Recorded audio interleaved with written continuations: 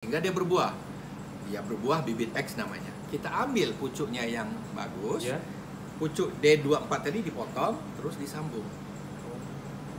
Nah itu proses kedua. Nah ini akar menjalar, gimana nih mau jadi akar tunjangnya?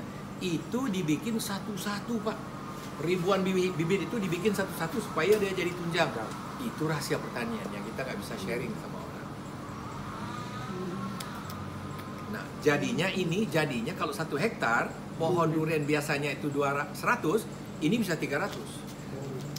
Artinya 1 hektar kita menyemai Ya. sama dengan 3 hektar punyanya orang.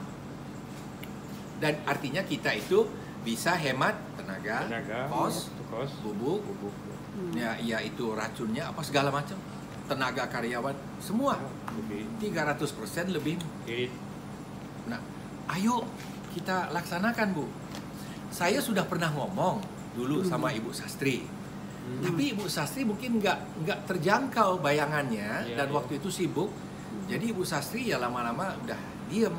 Ya mungkin rezekinya Ibu Zenita sama Pak Bagindo ini. Ini PT punyanya Raja Perlis. Raja Perlis ini memang ada hubungan yang sering ke Minangkabau juga dia. Jadi saya ini pegawai yang dipercayai oleh beliau, itu sertifikat PT-nya. Nah, nama beliau di atas, nama saya di bawah. Ya beliau megang saham 99%, saya dikasih 1% Bu. Nah, iya, gitulah. Nah ini dia kalau Ibu mau ngambil fotonya. Ya itu nama saya, itu nama Raja Perlisnya. Nah jadi gini ceritanya.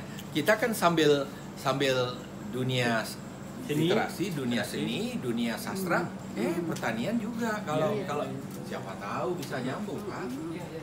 Ya kan eman-eman peluang kayak gini ya. Yang penting Bapak sama Ibu ada satu PT yang mengimpor, yang izinnya dari Departemen Pertanian Sumatera Barat. Ayo sudah. Berapa kapal mau dibawa? Silakan. Iya. Ya harus. Dan ini harus izinnya itu harus jelas semua, iya kan?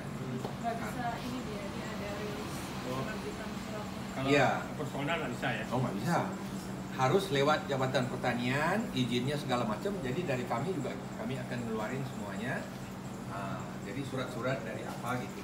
Pokoknya ini adalah bibit yang dicipta oleh Raja Perlis.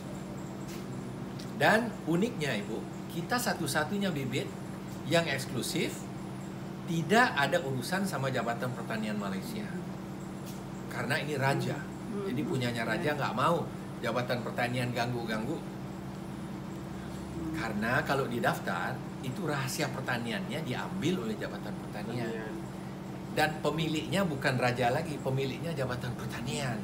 Justru rajanya bilang, saya nggak mau deh kayak gitu. Iya dong. Misalnya kita punya restoran yang paling enak masakannya. Orang tanya sama kokinya, Pak, coba menunya gimana? Saya mau belajar. Boleh. Rahasia.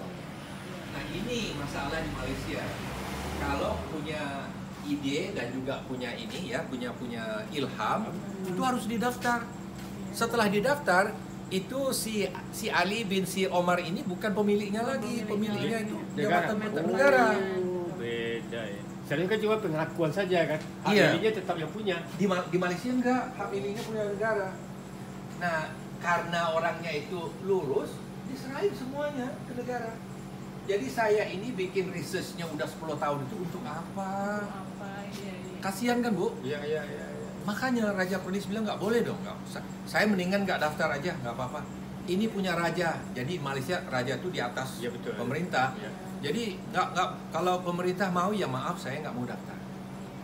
Jadi setiap bulan itu pegawai pertanian datang Minta sungkem ke raja, Pak bantuin Pak. Bijinya kecil Pak. Aduh bijinya leper. Ya Allah dagingnya banyak ya. Iya. Nah inilah saya punya yang frozen yang punyanya raja. Saya buka untuk Ibu hari ini. Ayo kita masuk ke dalam.